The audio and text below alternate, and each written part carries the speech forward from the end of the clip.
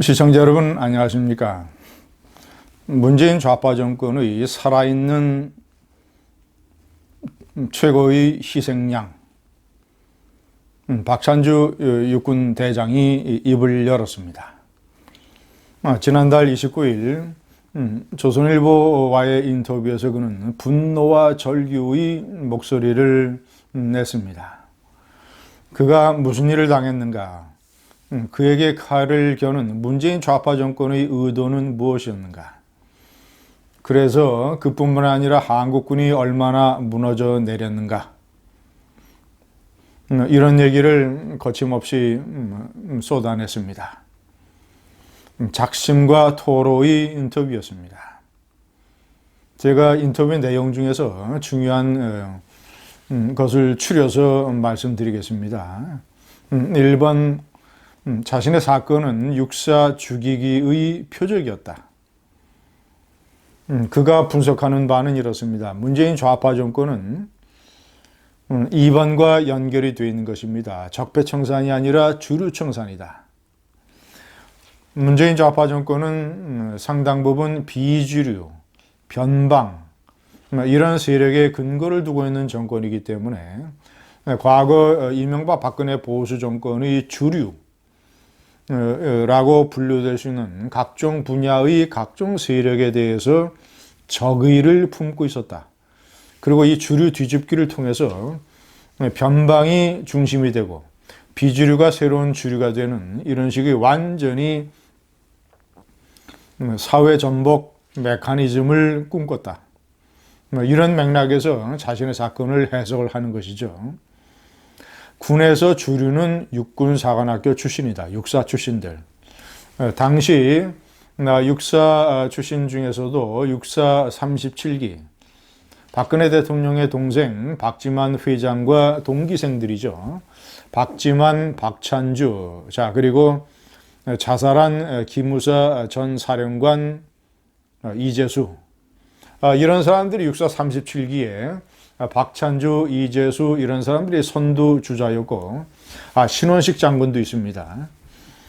이런 육사 37기가 작년 지지난해 이런 무렵에서 육군의 최고 지휘 사령탑을 맡게 되는 그런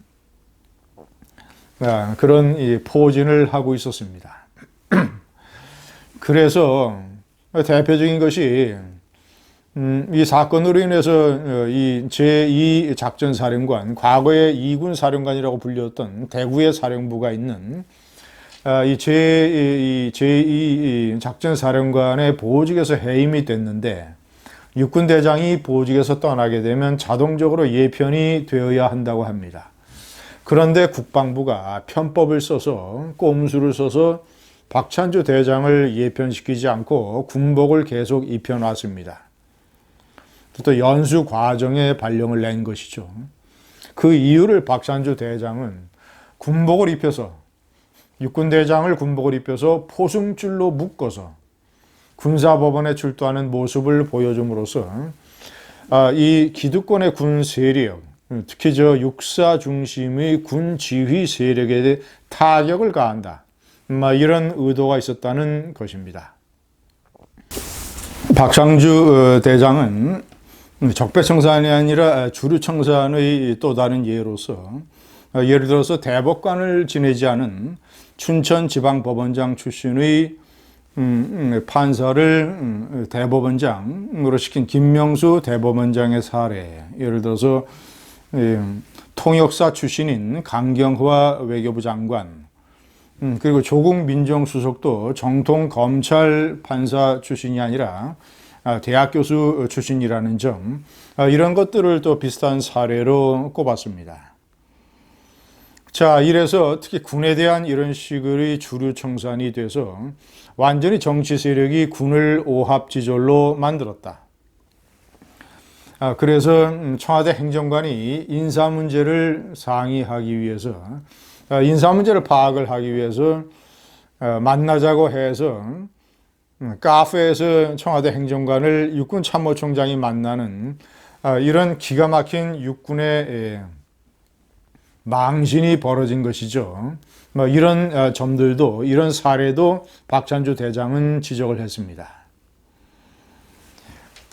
자신이 처음에 문제가 됐던 이 공관병들에 대한 갑질 사건을 그는 이런 식으로 해명하고 설명을 했습니다. 이 사령관의 공관이라고 하는 것은 단순한 사령관의 거처가 아니다. 더군다나 특히 사성장군 제2작전사령관은 영남, 호남, 충청을 책임지고 있는 후방지역의 최고 육군지휘관인데, 그런 사람의 공관이라고 하는 것은 일종의 야간 지휘소다. 자, 그렇다면 야간 지휘소에 근무하는 공관병들은 나름대로의 그런 군기와 여러 가지 이런 것을 갖춰야 될 것이다. 그래서 만약에 공관병들이 실수나 잘못을 저지르면 지휘관이 반드시 야단을 쳐야 된다. 그래서 어떤 식의 일탈 행동이 있었냐면, 어떤 공관병은 박찬주 대장과 아내가 쓰는 침대 위에서 낮잠을 자기도 했다는 것입니다. 그리고 전부 30명의 공관병이 거쳐갔는데 3명 정도가 적응을 못해서 떠났다. 그리고 그 중에 일부는 뭐 이른바 이 군인권센터라고 하는 이상한 제야의 그런 단체 있지 않습니까? 군의 인권 상황을 고발한다 이런 단체 있지 않습니까?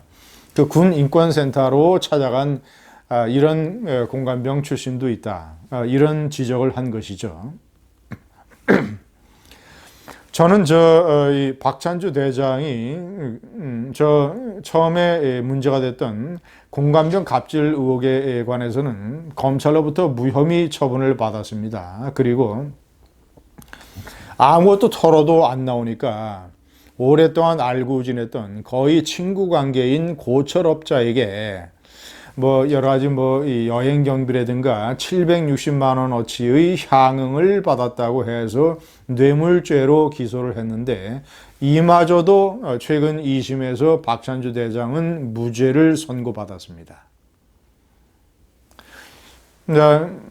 검찰이 또 김영란법 위반, 청탁금지법 위반으로 건 사건도 있었는데, 이 사건의 내용도 이렇답니다. 어떤 육군 중령이 자신에게 보직 변경을 요청을 하기를, 자신의 아버지가 6.25 참전 유공자인데 폐가 한쪽이 없고 거동이 굉장히 불편한데 아버지를 간호하던 어머니마저도 고관절 부상으로 상당히 어렵다. 그래서 충청남도 이 두 분이 살고 계시는 그 충청남도 지역의 부대에서 근무를 하고 마지막으로 근무를 하고 예편하고 싶다. 이런 식의 청원을 해왔다라는 것입니다. 아니 이게 무슨 문제입니까? 그런 부하들의 고충을 받아줘야 평상시에, 그리고 그런 보직 변경에서 다른 사람이 피해를 입는 이런 것도 없었다고 합니다. 자, 그렇다면 그런 청원을 받아줘야 유사시에 전쟁이 났을 때 부하더러 싸우라고 자신있게 지휘관들이 명령을 내릴 수 있는 것 아니겠습니까? 아니 그것이 부정청탁금지법 위반이라고, 김영란법 위반이라고 법원에서 벌금 400만 원을 때렸다고 합니다. 이것은 박찬주 대장이 상고를 통해서 한번 다퉈보겠다라는 생각을 가지고 있습니다. 박찬주 사건의 내막은 겨우 이 정도입니다. 이것을 완전히 생사를 찢어버리는 것처럼 이재수 장군에게 수갑을 채우고 포승을 채워서 모욕감을 안겨주었던 것처럼, 그래서 박찬주 대장이 표현하기를 이재수 장군은 백합 같은 사람이었다. 그래서 그런 성정에서 그런 모욕감을 이겨내지 못하고 자살을 해버린 것 아니겠습니까? 자, 7번 정치인이 평화를 외칠 때 군은 전쟁을 각오해야 된다. 정치 세력들이 평화를 만들 수는 있지만 그 평화를 지키는 것은 군이다. 절대로 주적, 상대방, 적군의 선의에 의존해서는 안 된다. 다시 한번 해석을 하면 김정은이의 선의를 믿는다는 엉성하고 어리석은 문재인 대통령을 지적하는 것 아니겠습니까? 아니 핵을 가진 적군의 선의를 믿고 평화 만들기에 나선다는 이 동화 같은 대통령 때문에 박찬주 대장이 지적을 하기를, 그래서 군사훈련도 다 없어졌다. 훈련을 하지 않는 군대는 죽은 군대다. 훈련은 군의 마지막 생명선이다. 군은 유사시에 전쟁을 각오해야 된다. 아무리 정치권에서 평화를 떠들어도. 활보는 상당히 감동적인 얘기입니다. 그가 국방부 지하 영창에서 수감되어 있을 때 그 영창을 지키는 헌병 중에 한 명이 눈물을 흘리면서 얘기를 했답니다.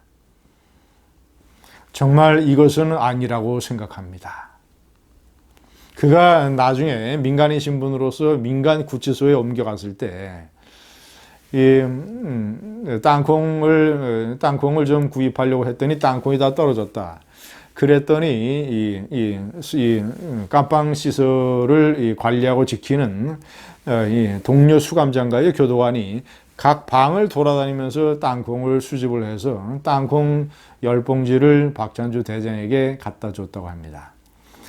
아마도 박 대장이 땅콩이 떨어졌다고 한다. 좀 도와주자고 해서 모은 것 같았다고 합니다.